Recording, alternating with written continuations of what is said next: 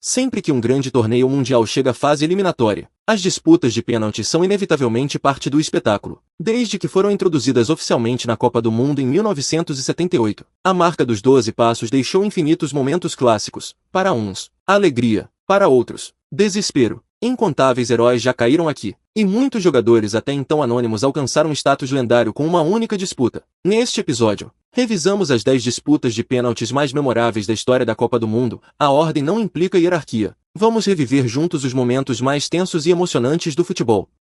No cenário mundialista, a Alemanha e a Argentina sempre foram extraordinariamente hábeis em disputas de pênaltis. Antes deste torneio, a máquina alemã havia vencido suas 4 disputas anteriores, e só experimentou a derrota pela primeira vez nesta edição. Já a única derrota da Argentina em pênaltis veio neste duelo épico de 2006 contra a anfitriã Alemanha. As duas seleções jogaram um tempo regulamentar muito tenso. Na segunda etapa, Ayala colocou a Argentina em vantagem de cabeça, mas os donos da casa não se renderam. Klose empatou, também de cabeça, quando faltavam cerca de 10 minutos para o fim do tempo normal. O placar de 1-1 se manteve até o minuto 120, e chegou a brutal disputa de pênaltis. 2 momentos antes da disputa se tornaram clássicos da Copa do Mundo.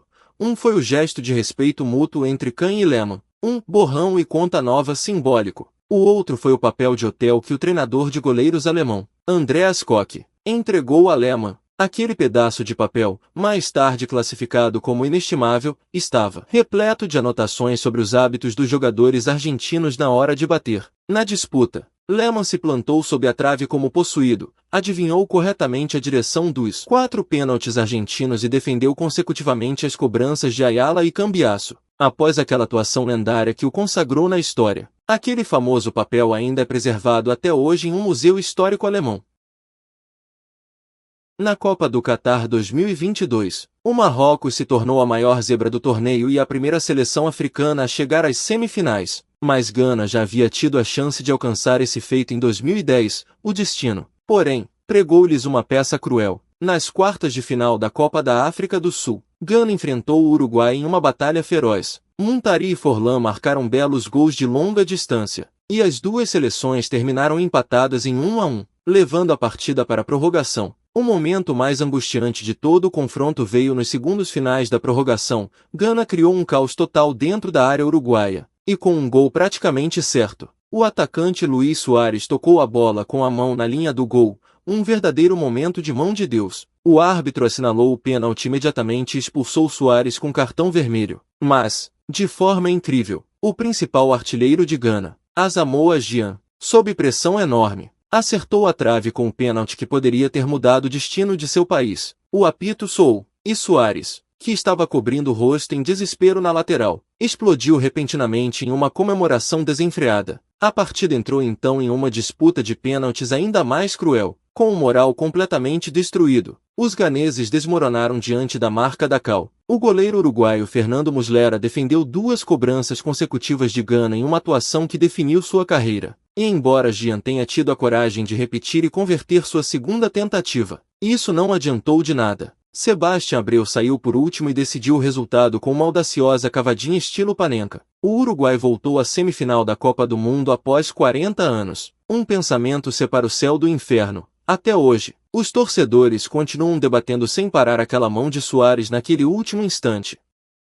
Na semifinal da Copa da Itália 1990, a atual campeã argentina enfrentou a anfitriã Itália. A azurra era imbatível naquele momento, e seu goleiro Walter Zenga mantinha uma sequência impressionante sem sofrer nenhum gol desde o início do torneio, um recorde que só foi quebrado este ano por Unai Simon. Em Nápoles, um estádio que Maradona conhecia perfeitamente, Eudieis agora entrava em campo como adversário. No tempo regulamentar, Silalasi colocou a Itália na frente primeiro, mas o filho do vento, Cláudio Canidia, aproveitou um erro de Zenga na segunda etapa para marcar de cabeça e encerrar a sequência invicta da Itália em 518 minutos. O placar de 1-1 se manteve, obrigando as duas seleções a deixar seu destino nas mãos da marca do pênalti. E agora o palco pertencia ao goleiro argentino Sérgio Goicoechea. Originalmente, ele era apenas o reserva da equipe, convocado às pressas após a lesão infeliz do titular, Nery Pumpido. mas diante da marca do pênalti, esse goleiro até então pouco conhecido se transformou em uma força imbatível. Goicoechea leu corretamente a direção e defendeu a cobrança de Donadoni.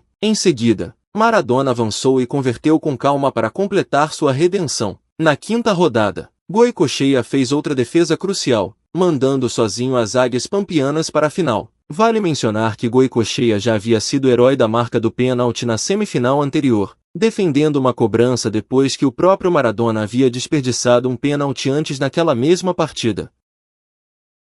Igualmente mágico foi o goleiro neerlandês Tim Krul, nas quartas de final da Copa de 2014, a surpreendente Costa Rica, graças às defesas de altíssimo nível de Keylor Navas durante 120 minutos, manteve o placar 0-0 até o último minuto da prorrogação. O técnico neerlandês Louis van Gaal então, no minuto 121, colocou em campo o goleiro reserva Tim Krul, considerado melhor em ler pênaltis, no lugar de Jasper Cillessen. A aposta tática de Van Gaal se mostrou espetacularmente acertada. Na disputa, Krul adivinhou corretamente a direção das 5 cobranças costarriquenhas e conseguiu defender 2 delas, levando a laranja mecânica à semifinal. O milagroso Krul, a milagrosa seleção neerlandesa, essa substituição se tornou, por si só, um clássico da Copa do Mundo. Infelizmente, os Países Baixos ainda assim caíram nos pênaltis na semifinal, e quando usaram sua última substituição na prorrogação, as câmeras focaram em Krul, que nunca teve a chance de entrar. Fica a dúvida se o resultado teria mudado caso repetissem aquele mesmo truque de substituição.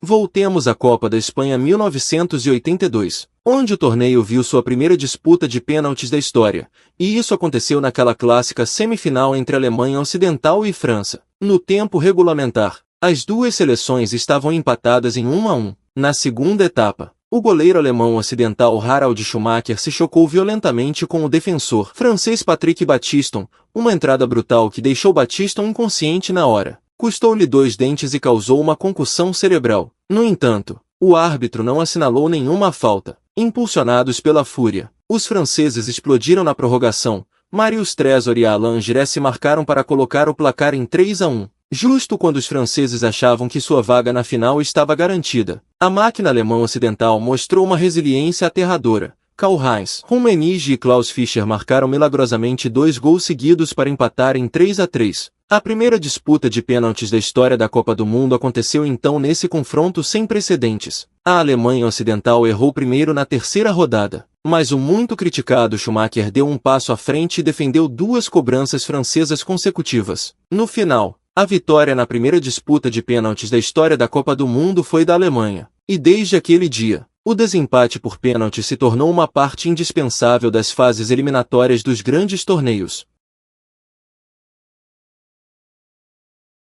Vamos adiantar o relógio até o estádio Lusail na Copa do Catar 2022, onde Argentina e França protagonizaram uma das melhores finais já disputadas. No tempo regulamentar, a Argentina, graças aos gols de Messi e Di Maria, abriu 2-0 e praticamente controlou a partida por 80 minutos. Então, Mbappé ofereceu um momento de pura genialidade, marcando 2 gols em apenas 97 segundos para resgatar Les Bleus da beira da eliminação. Na prorrogação, Messi converteu um rebote para colocar a Argentina novamente à frente, mas Mbappé transformou com calma seu próprio pênalti, que ele mesmo havia provocado, para completar um hat-trick na final, deixando o placar em 3-3. Nos segundos finais, o goleiro argentino Emiliano Martínez esticou a perna esquerda para fazer uma defesa espetacular, digna de um século, que salvou as Águias Pampianas. As duas seleções foram para a disputa de pênaltis. Na marca da cal, Dibu Martínez se transformou no anjo da guarda da Argentina, usando constantemente linguagem corporal e joguinhos psicológicos para desestabilizar seus rivais. Defendeu com calma a cobrança de Kingsley Coman. A enorme pressão psicológica fez com que Aurélien Tchouaméni, na terceira cobrança, mandasse a bola por cima do gol, quando o quarto cobrador argentino, Gonzalo Montiel, colocou a bola no canto. As Águias Pampianas finalmente chegaram ao topo do mundo.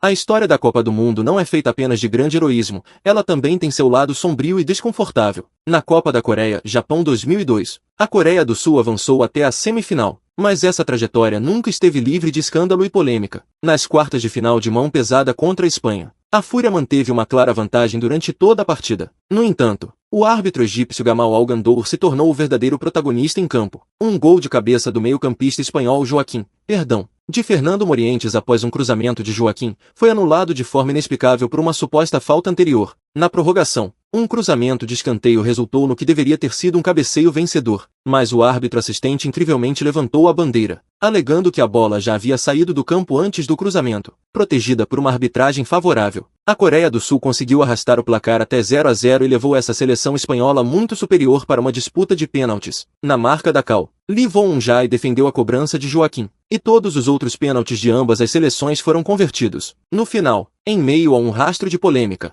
a anfitriã avançou até a semifinal.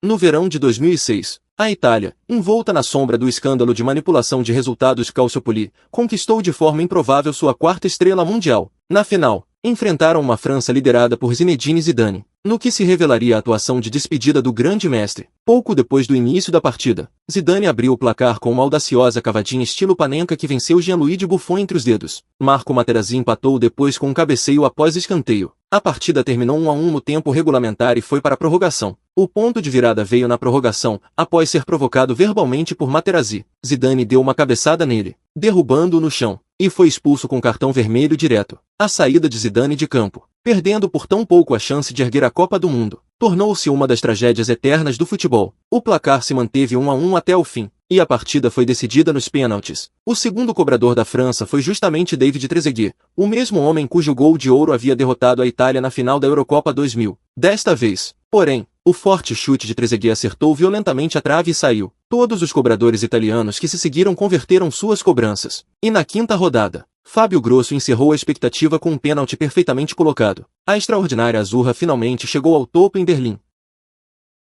O verão da França 98 nos deu um confronto entre Argentina e Inglaterra do qual ainda se fala sem parar. Nesse duelo de altíssimo nível, Gabriel Batistuta e Alan Shearer trocaram pênaltis convertidos no início, e depois o jovem prodígio inglês de 18 anos, Michael Owen, marcou um gol solo lendário que o transformou em estrela da noite para o dia. A Argentina, no entanto, empatou pouco antes do intervalo através de uma jogada de bola parada magistralmente executada, finalizada por Javier Zanetti. Na segunda etapa, a partida ficou caótica. O jovem e temperamental David Beckham foi expulso com cartão vermelho após um chute de retaliação contra Diego Simeone. Com um homem a menos, os três leões lutaram com tenacidade, sustentando o placar de 2-2 até o fim dos 120 minutos. Na disputa de pênaltis, na segunda rodada, tanto o argentino Hernan Crespo quanto o inglês Paul Ince tiveram suas cobranças defendidas pelo goleiro adversário. As duas rodadas seguintes viram ambas as seleções converterem. Na crucial quinta rodada, o chute de David Batty foi defendido pelo goleiro argentino Carlos Roa, e os três leões caíram novamente na marca da cal. Beckham, que havia sido expulso, tornou-se o inimigo público número 1 em toda a Inglaterra, só 3 anos depois, com aquela famosa cobrança de falta contra a Grécia nas eliminatórias da Copa do Mundo. O garoto de ouro finalmente encontrou sua redenção.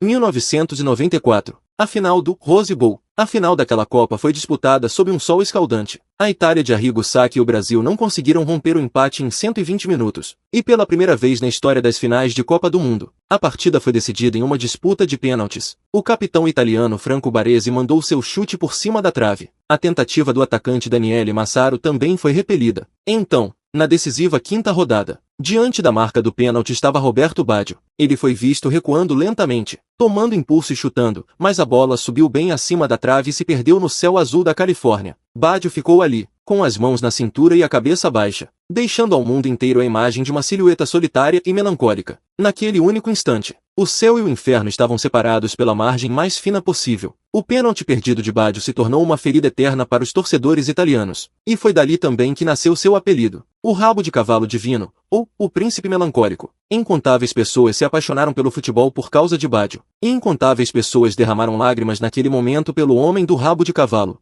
Esses breves 12 passos até a marca do pênalti condensam tanta glória e tanta tristeza. Incontáveis jogadores já caíram aqui, e incontáveis outros se tornaram heróis que reescreveram o roteiro. Com isso encerramos a análise deste episódio sobre as 10 maiores disputas de pênaltis da história da Copa do Mundo. Claro, existem muitas outras disputas clássicas na história mundialista, então esta lista é apenas uma pequena parte delas. Não deixem de nos contar nos comentários qual disputa de pênaltis, no seu coração, é a que mais acelera o coração, a mais difícil de assistir. Obrigado pelos likes e pela inscrição.